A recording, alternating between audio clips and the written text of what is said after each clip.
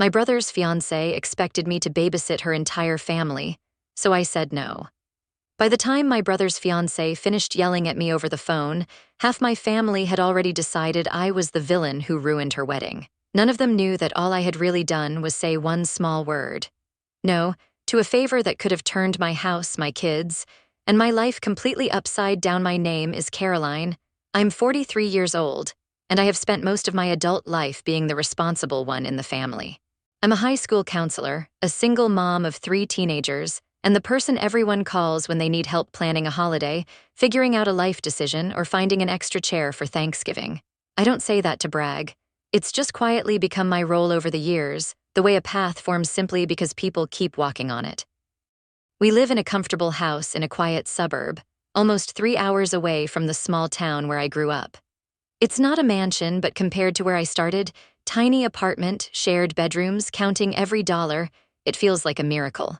There's a little pool in the backyard, a converted pool house that we mostly use for storage and sleepovers, and enough space for my kids to invite their friends over without the walls closing in. My younger brother, Daniel, still lives near our parents. He's 38, kind-hearted, and a little too trusting. If I'm the one who worries about everything, he's the one who trusts that everything will somehow work out. Growing up, I was the one with lists and plans. He was the one who could be talked into anything if you smiled at him long enough. 5 years ago, he met Lily. Lily is the kind of person who fills a room the moment she walks in.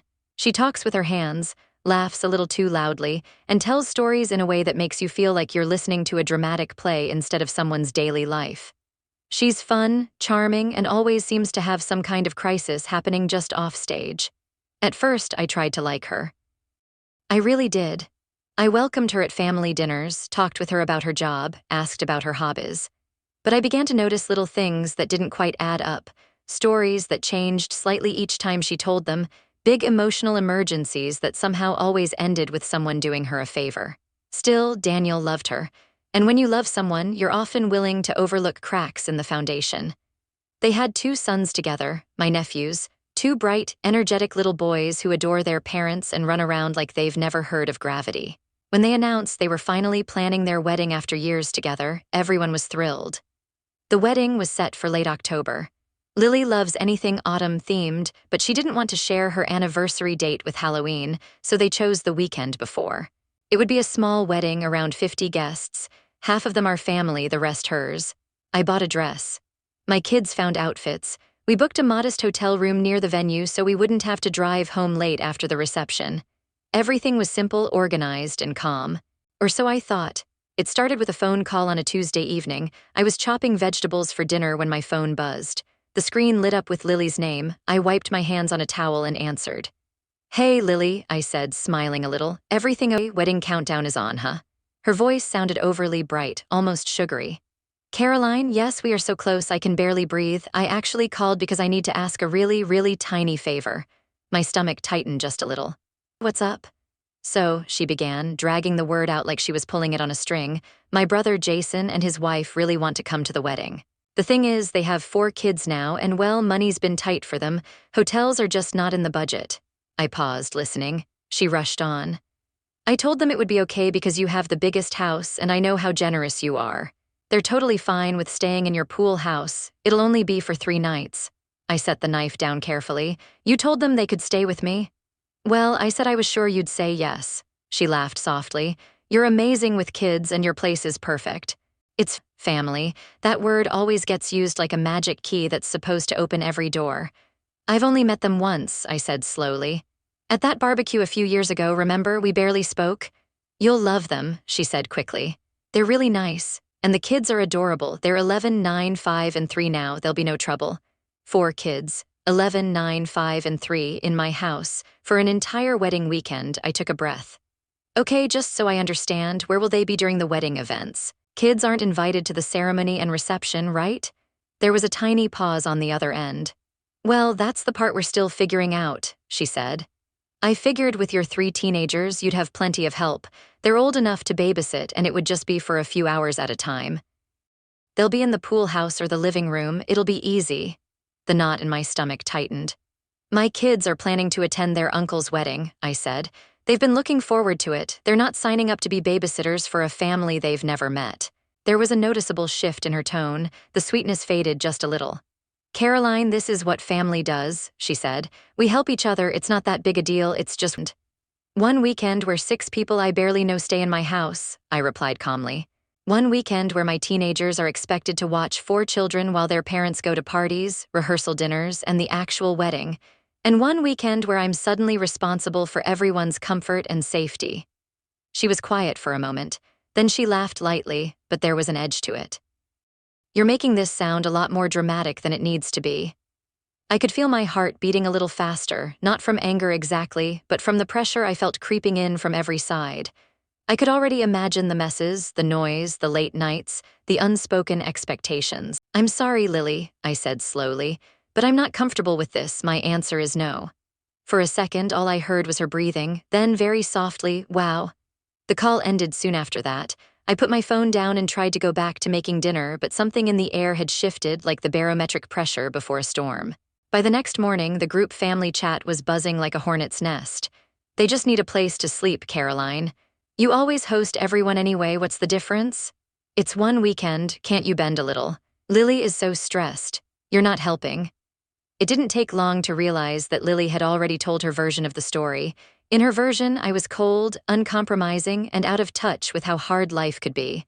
No one mentioned the part where she had promised people a place at my house without asking me. No one mentioned the babysitting expectations.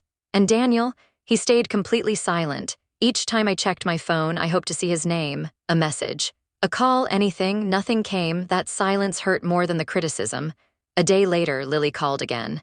"Caroline," she said without greeting, "I already told them they could stay. They've turned down other options because I promised them your pool house. I can't just take that back now."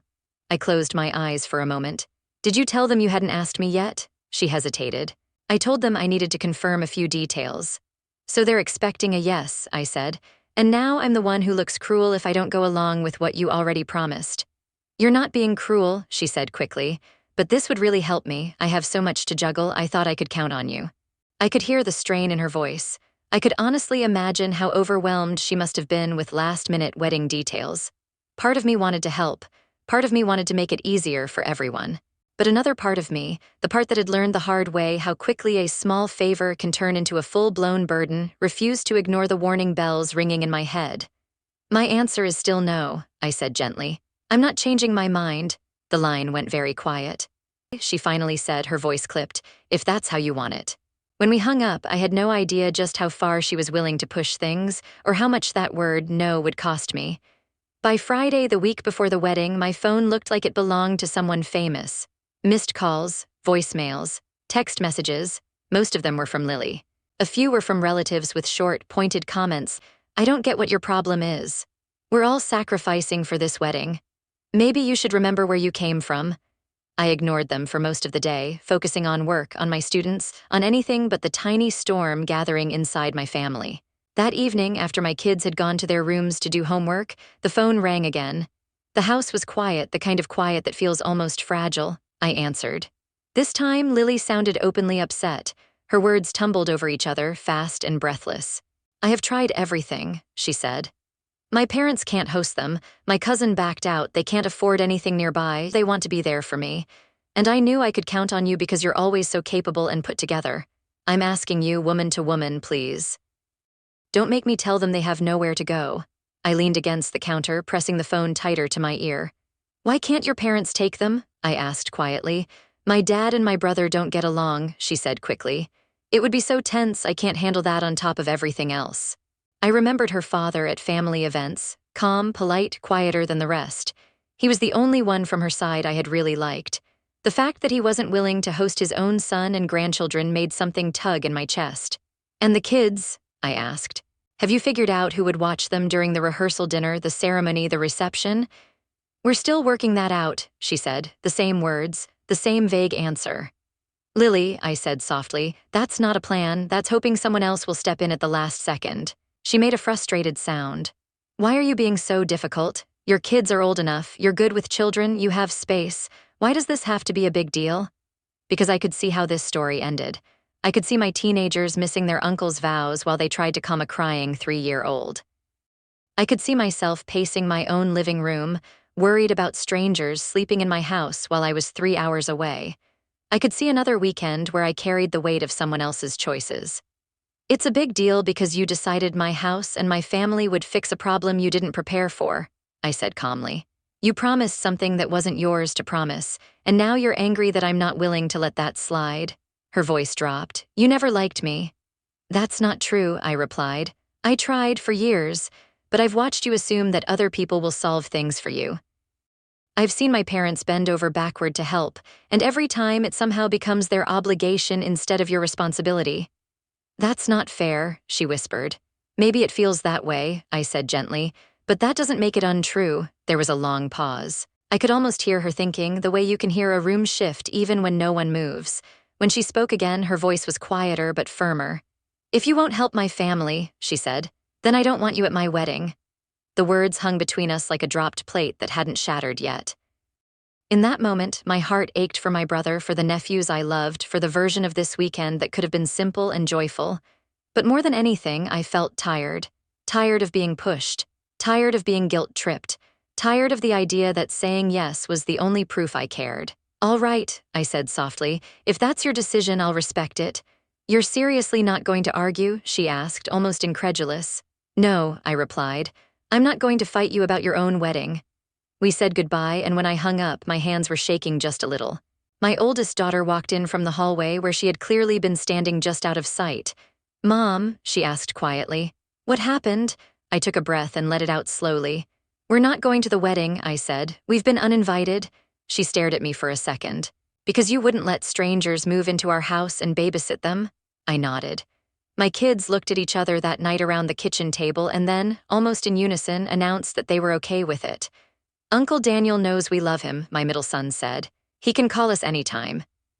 But we're not mad at you. You did the right thing. Sometimes, hearing your children say they understand you is the most healing sound in the world.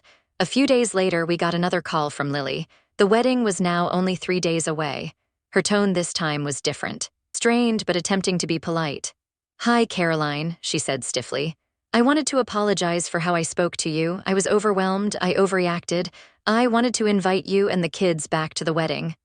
I had already talked to my teens about the possibility of this happening. I asked them how they would feel if we got re-invited. Each of them had almost the same reaction, a quiet shake of the head. We already made other plans, I told her. We're going to the football game that weekend and spending time together. There was a pause. Well, she said slowly, if you're not going to the wedding, maybe your kids could still help us with the children. They could stay at your place with my brother's kids while the adults go to the events. At least then we'd know they're safe. I closed my eyes for a second. It was like watching someone circle the same point and never realizing they were going in loops. Lily, I said gently but firmly, we're not babysitting, we're not hosting, we're not involved in these plans, you'll need to find another solution. Her voice cracked. You never gave me a chance, she said, tears audible now. You've always judged me, you've never liked me. I don't even know what I did to you. My chest tightened, not from guilt, but from the weight of everything that had gone unsaid over the years. I didn't judge you at first, I replied quietly. I tried to accept you, I stayed quiet when things didn't make sense. I watched you lean on my parents until they were exhausted, and I kept hoping you'd start taking responsibility for your choices instead of expecting someone else to fix them. She sniffed softly on the other end of the line. I am not your enemy, I continued. I want my brother to be happy. I want your children to feel loved and safe, but I also want my own children to see what healthy boundaries look like. That means sometimes saying no, even when it would be easier to say yes and deal with the chaos later. She didn't respond for a long time. She said eventually, her voice small. I understand. Goodbye, Caroline. We hung up, and I could feel the chapter closing, even if the book of our relationship wasn't fully finished. That weekend, while my brother was saying his vows under a canopy of fall leaves, my kids and I were sitting in a stadium, watching our team play under bright lights. We laughed. We took pictures. We shared snacks and shouted ourselves hoarse, cheering for our side. There were moments when my thoughts drifted back to the wedding. I wondered if everything went smoothly, if someone stepped in to help with the kids, if my brother missed us. Later, I heard bits and pieces from relatives. There had been some last-minute scrambling, some tension, some tears. But the ceremony was still beautiful, and that was what mattered most. A week after the wedding, my phone finally lit up with Daniel's name. Hey, he said when I answered, his voice quieter than usual. I'm sorry it took me so long to call. It's okay, I said, though it hadn't really felt okay. I should have talked to you myself about everything, he continued. I didn't want to cause more stress. I thought it would all work out somehow. I'm sorry you were put in that position. We talked for a long time, not just about the wedding, but about patterns, about expectations, about the difference between needing help and assuming it. He didn't fully agree with all my choices that week, and I didn't fully agree with all of his, but we came to a place of understanding. And that understanding meant more to me than a seat at a reception ever could. In the weeks that followed, I thought a lot about what had happened. For most of my life, I believed that love meant always showing up, always saying yes, always stretching yourself a little thinner because that's what family does. But now I see it differently. Love isn't proven by how much of yourself you give away. Sometimes, love is choosing to protect your own health, your own children, your own peace, even when others don't understand. My kids saw me hold a boundary and stay calm, even while people were upset. They saw that you can say no and still wish others well.